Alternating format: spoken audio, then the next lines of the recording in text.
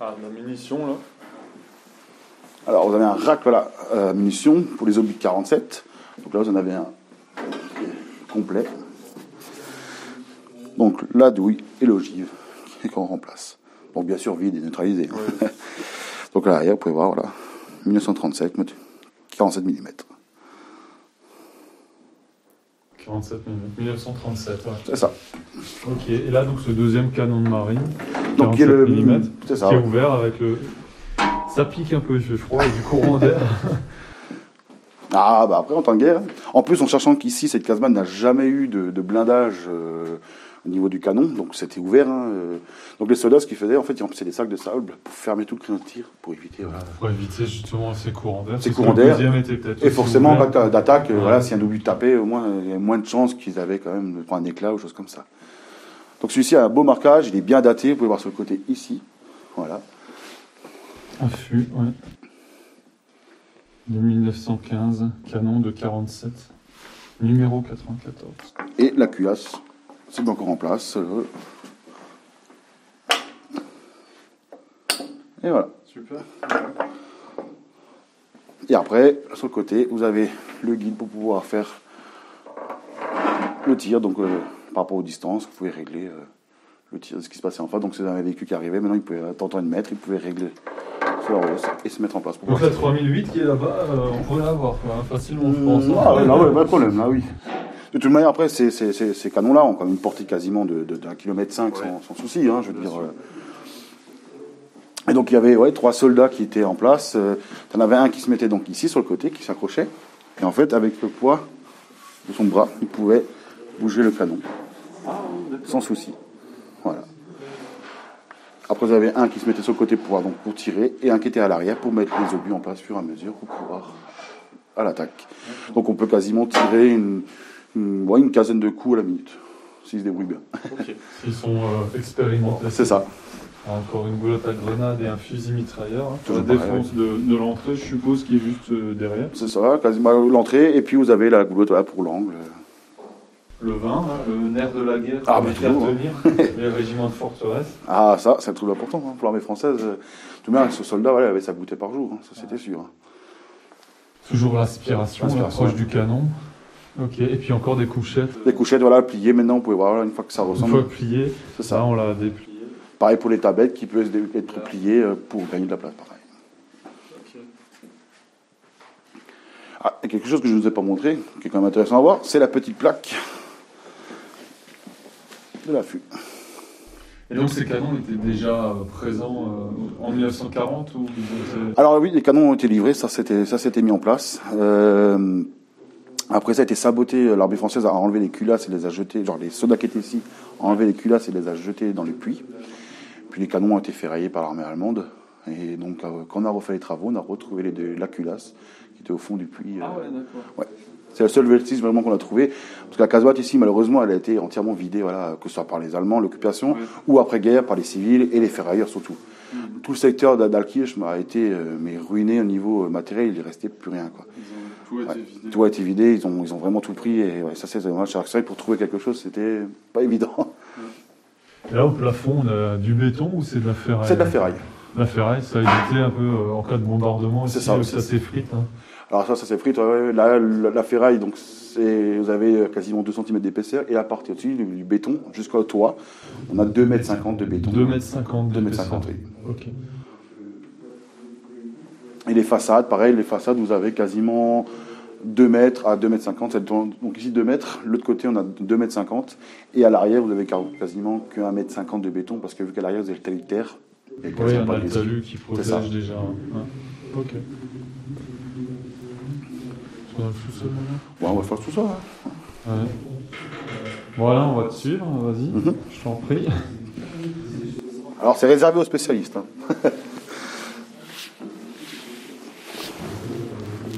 Glisse pas comme dans les films. Ah non, je n'arrive pas. Je suis trop large pour passer.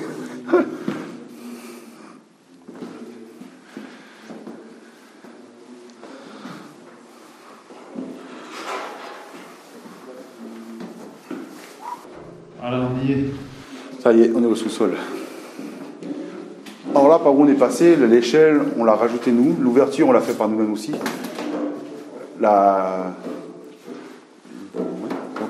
Donc ouais, en fait, cette ouverture, on l'a fait nous-mêmes parce que l'accès pour descendre ici, les soldats passaient par les trappes qui sont là. Donc il y avait des plaques de béton de base à l'époque pour pouvoir, il fallait ouvrir et descendre par ici, avec des cordes. Il n'y avait pas d'échelle. Mais parce que elle n'a pas été finie d'être équipée ou bien parce que c'était Non, ici en fait le trou qu'il y avait c'était juste la moitié, donc la moitié était ouverte seulement, donc vous imaginez la grandeur, là, il y a à peu près 1 mètre, hein. Donc il n'y avait que 50 cm qui étaient ouverts, et ça avait juste à descendre en fait du matériel pour en bas, mais les soldats ne passaient pas par là. C'est moins pratique là. Hein. Ah oui, ici ouais. Et donc nous on a récupéré la casemate pour faire descendre le public, pour qu'ils puissent descendre quand même, on a fait une ouverture voilà, un peu plus grande. C'est mieux pour recevoir des visiteurs. Ça serait dommage de ne pas montrer le sous-sol, ça c'est sûr. Donc là, vous avez un petit atelier de mécanique pour le moteur, l'outillage qui reste, des caisses, de l'essence, le diesel surtout. Le petit puits. Le puits, là, il doit y avoir quoi au moins presque 10 mètres Ouais, quasiment, je me souviens bien, je crois que c'était 8 mètres, on avait. Et donc ce puits-là, ici, il faut savoir que toute la cave ici était rempli de déchets. La commune après-guerre, dans les années 50, ça a servi de dépotoir pour le village, malheureusement. Donc tout a été rempli de déchets. Nous avons les photos sur le site internet, où on peut voir là, vraiment, les gars qui bossaient ici, c'était impressionnant. Il y avait des frigos, des congélateurs, des trucs, très mauvais état, et puis ça a pris beaucoup de temps. Et la rénovation a commencé en 90. En 1990, ouais. D'accord. Et en 93, ils ont fait la première ouverture au public. Et donc là, on a accueilli à peu près, je crois qu'à l'époque, c'était 1500 personnes qui sont venues visiter sur un week-end. C'est une des seules casemates du secteur d'Alkirch, donc même du Haut-Rhin tout court, qui est restauré. Donc c'est vrai que ça a plu aux gens tout de suite. Et après, on a continué les travaux et au fur et à mesure, on a installé le reste. Et donc là, on a un filtre qu'on retrouve souvent dans les vestiges de la ligne Maginot encore aujourd'hui. Hein. C'est ça, ouais. Ah oui, ça énormément. Ouais. C'est vrai que ça, c'est pas tellement récupéré vu qu'il n'y a pas beaucoup de matière dedans. Donc il y a comme un système de cartouches de masque à gaz, vous avez donc des filtres dedans, au charbon, et qui permettaient de purifier l'air. Ok, avec ce système de gaine. C'est ça. Et là, on pouvait mettre deux soldats qui servaient là pour faire tourner. Et on pouvait régler pareil pour faire air gazé ou air pur. Donc, tout simplement, air gazé.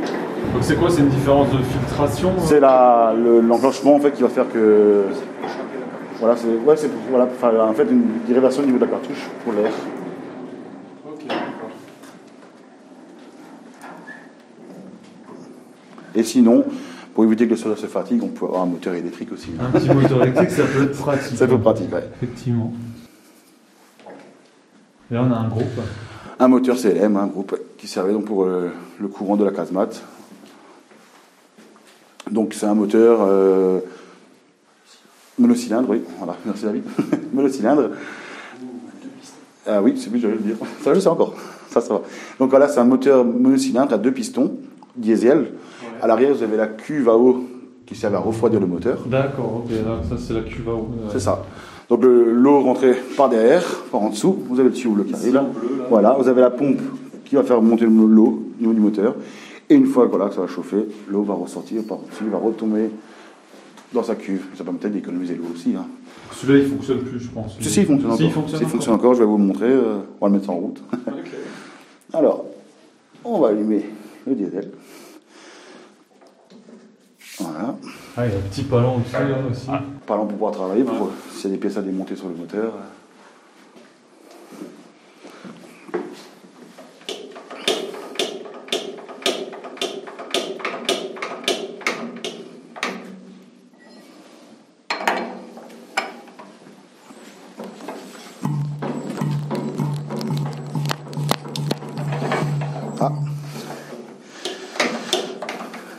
Il fait un peu froid.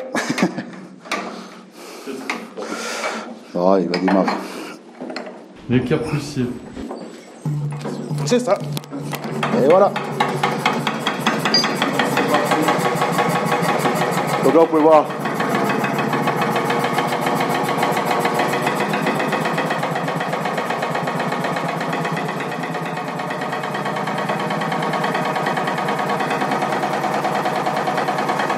Et là, le courant commence à venir. Attention.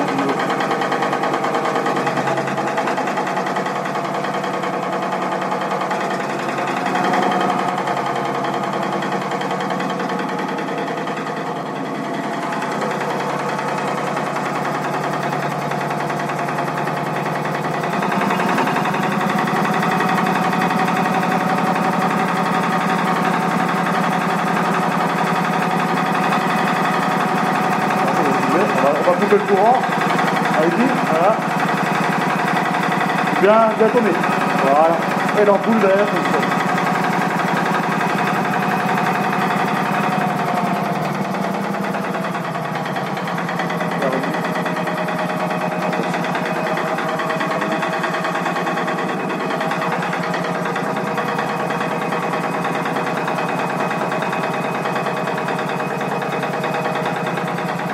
Bon, je pense qu'on va l'éteindre.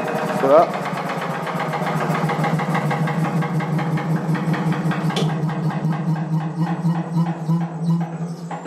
Et voilà. Eh ben, super. Donc ouais, C'est fonctionnel. bruyant mais fonctionnel. Ouais.